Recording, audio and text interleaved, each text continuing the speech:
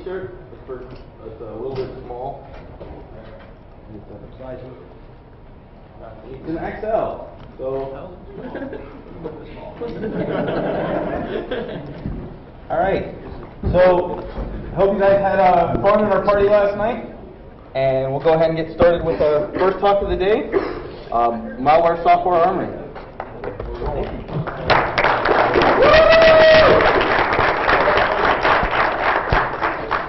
All right, everybody, thank you very much for coming. It was a great party last night, and it was a wonderful 9 a.m. this morning getting up.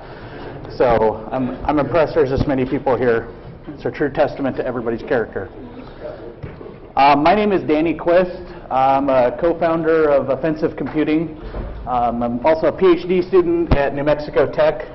Also do reverse engineering, exploit development, and part of CDC NSF. Hey, how's it going? I'm Val Smith, one of the co-founders of Offensive Computing, work on the Metasploit project, CDC stuff, etc. Okay, so we wanted to talk a little bit about what offensive computing is. How many people here actually use our site? Anybody uses it? Okay, good. Wow. We're glad to see it's being used. So those of you that don't use it, we are a free and open malware analysis site. We have sort of a blog format where people can contribute analysis of code as well as malware samples. So our big claim to fame is that we give away all our malware, one at a time, of course. So David said some nice things about us when we were starting. We also do some business services, so if you need malware, anything, let us know. Okay. All right, so what we're going to do is we're going to talk about the problem of disassembling malware, or unpacking, as we'll call it for the rest of this talk. Software armoring is another term that's used in academia that we sort of picked up. This comes from covert debugging. Basically, you want to be able to debug a piece of software without being caught.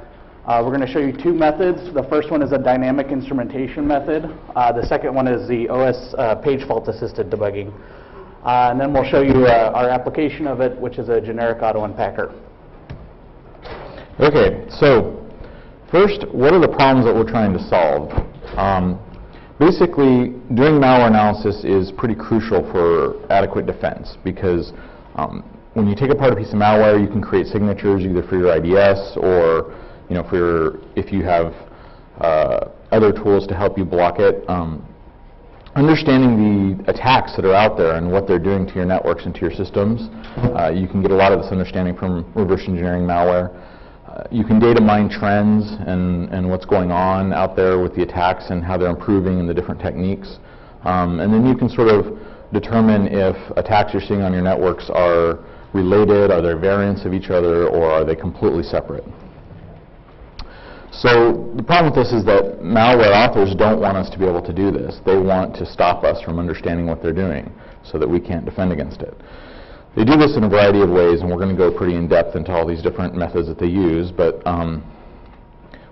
we're going to sort of give it an umbrella term of packing. And packing hinders our analysis. It makes it hard for us to understand these binaries. They use a whole bunch of anti-analysis techniques. Packing also makes it difficult to automate our analysis techniques. So if you're on a large network that sees tens or hundreds of pieces of malicious software coming in a day, it's going to be very difficult. The only way to handle the large amount of a threat that's out there and how it's increasing is really to automate your analysis process. So the internet is basically a huge number of malware samples. There's tons of malware out there running around. Our site has almost 300,000.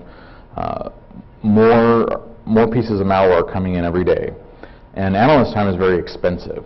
It can take hours to analyze a complex sample, maybe even days. So the only way to keep up is to automate this, but packers degrade our capability to do so. So we need to come up with a way to automatically decrypt or deobfuscate malware. So there's some previous work out there that people have been doing which actually help with this problem a bit. Shadow Walker, if you've seen any of the Black Hat talks, this is more of a rootkit technology, but it actually applies fairly well to the problem. There's several others, but especially we want to talk about Olibone. That's probably one of the most related to what we're doing in PolyUnpack.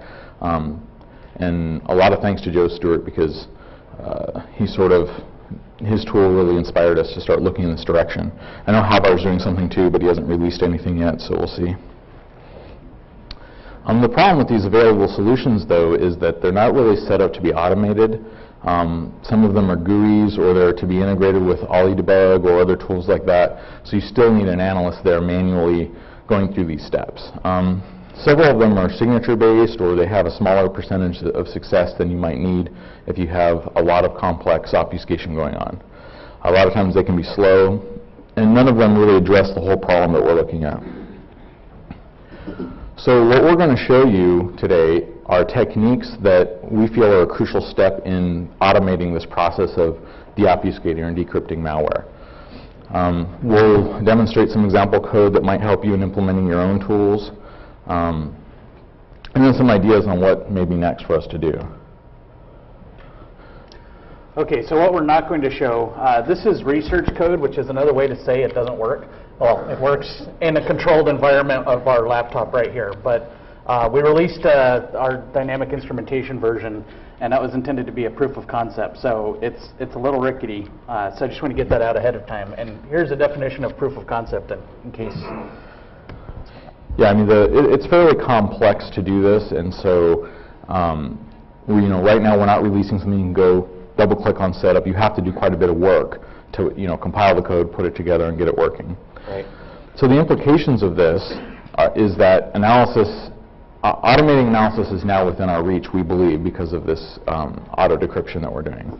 Obfuscation is no longer the major obstacle to automating analysis using our techniques, hopefully.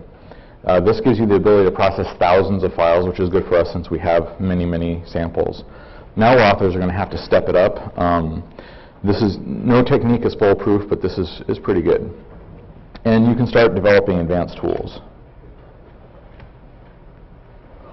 Okay, so now we're going to talk a little bit about software armoring and what I'm really talking about when I say obfuscation, packing, etc. So this sort of came out of shareware and people protecting their intellectual property from being pirated, but a lot of people use this now to prevent analysts from understanding their tools.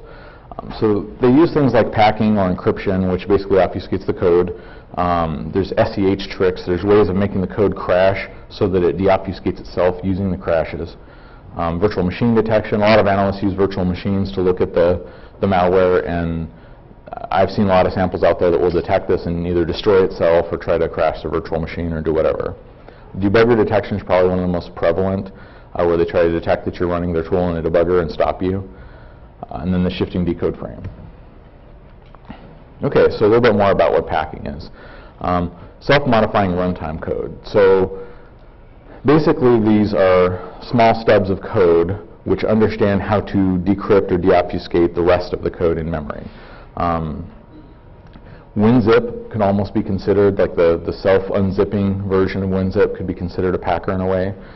So these little stubs will decompress or deobfuscate the main code in the executable, restore things like the imports table. So packers can play tricks with PE files or portable executable files. They can mess with the PE header settings so that your tools will crash, but Windows, thankfully, will still run the portable executable, and then obscure other parts of it. So this is sort of what a normal portable executable file looks like. And you can see over there to the right is some assembly, and that's what normal assembly will look like.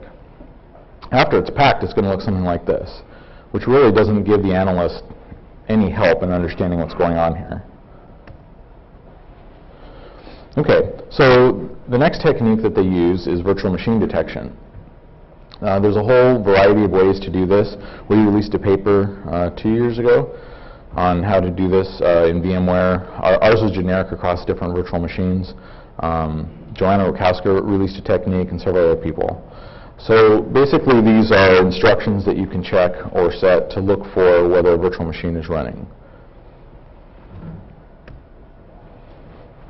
The next technique is debugger detection. So Windows actually includes an API call for us to do this. It's called isDebuggerPresent. And you can just call this in your code and detect whether or not there's a debugger. Thankfully, a lot of tools have plugins, like OllyDebug has plugins to get around this.